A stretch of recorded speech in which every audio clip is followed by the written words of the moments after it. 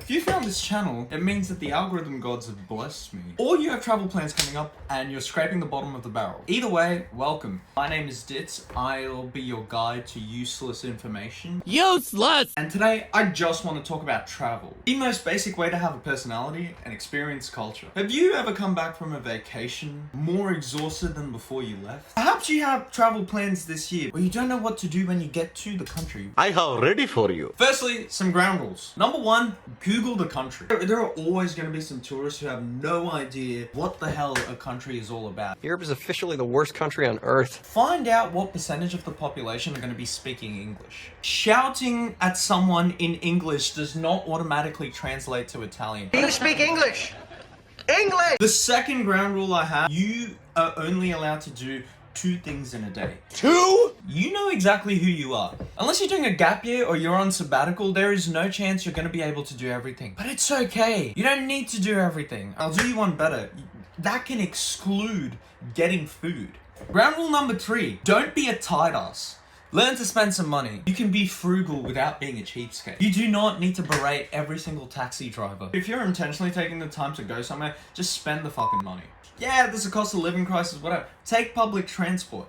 Be creative with your money. Useless ground rule number 4. Where you can, avoid a layover. I just got back from a trip to Spain and Portugal. I had to take 2 layovers on the way there and then another 2 on the way back. Just avoid it. It's just not worth it. Like, you know for a fact that airports are money hungry bastards. Dude, the price of water is like as if you're paying a ransom. If you can avoid a layover, you're gonna be so much better off. If you can't avoid a layover, that's all the more reason to leave the fucking airport. If you have the time, obviously. And as long as your passport doesn't suck. Because I've been on a third world passport for the first 16 years of my life. And I know how painful it is being stuck in an airport and not being able to leave the fucking place. If that's one of you, there's really not much you can do there. This really is the most useless rule for you. Ground rule number 5. Please, for the love of God, choose your carrier wisely. And by that, I don't mean spend money on business class. The closest thing I've got to business class is my flight from Portugal to Spain, and business class for intercontinental flights is basically you just get the middle seat free. I mean, it was pretty fucking nice, I'm not gonna lie, but I'm not gonna be able to fly business class for a while. But you need to make sure that you choose your carrier wisely. If you're flying by Ryanair or Wizz Air or whatever, fucking love them. Because I know that the experience that I get is the experience that I paid for. There's nothing wrong with that. But if I'm flying with a flag carrier, dude, I expect like just some decent service. Most flag carriers are awful. Here's a pro tip. Choose a carrier from a country where the labor laws are kind of The service is going to be fantastic. You're going to have a really great experience. I'm not saying it's right. I'm just saying if you want to have a comfortable flight and it's a little bit long, like, I would generally limit my airlines to those from the Middle East and Southeast Asia. My personal view, at least, is that the service is 10 times better. I know there's a lot of ethical travelers out there, but if comfort's what you're looking for, then definitely listen to what I said before.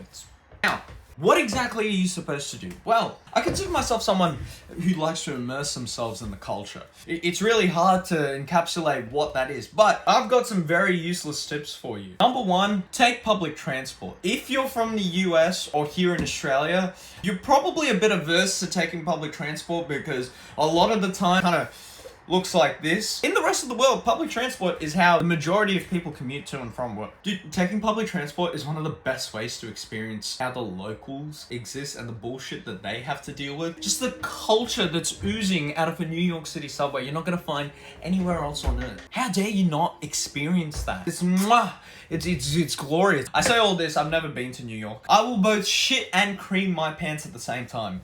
Second thing that I do to experience the culture is that I eat local. And by that I mean, I like to try the signature dish. You can find the signature dish in most restaurants in any country. It's not gonna be that hard to find. You ask fucking anyone, and it does not matter what country you're in. They will happily tell you what they're known for, and you might have a meal that changes your fucking life. Or it might be the most mediocre experience in your life. And if you really don't mind shitting water for the next 48 hours, you get the signature food from the street food stalls. Look at the spice, look at the flavors that are being added. If you're worried about getting sick, You're a pussy. go where the office workers go. Office workers, dude, they need to be healthy, alright? They got mouths to feed. They don't have time for food poisoning. So I would suggest go to the central business area and find some food over there because it's generally not going to be catered for tourists. It's going to be catered for the locals. And especially if you don't speak the local language, I would highly suggest you go into that area try the food there if you're scared of food poisoning. The third thing that I like to do to experience the culture of a place, it really depends on the type of person you are. If you are an introvert, people watch. You're in a foreign country. You're gonna see the funniest people on earth. You just sit yourself down in a cafe and you just observe how people interact. In Southern Europe, it is the culture to just sit there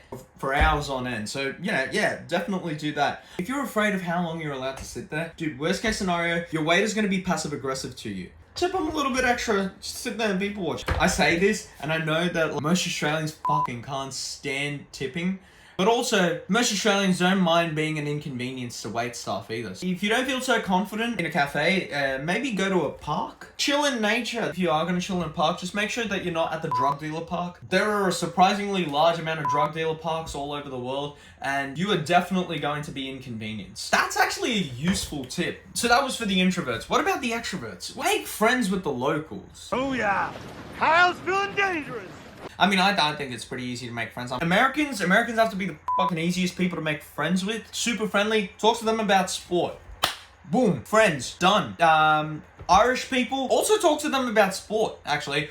Shut your fucking mouth, you'll do nothing. Or try shitting on the British. They fucking love that. They love slagging off the British. If you're not sure whether the locals are going to be friendly to you, I have a rule of thumb.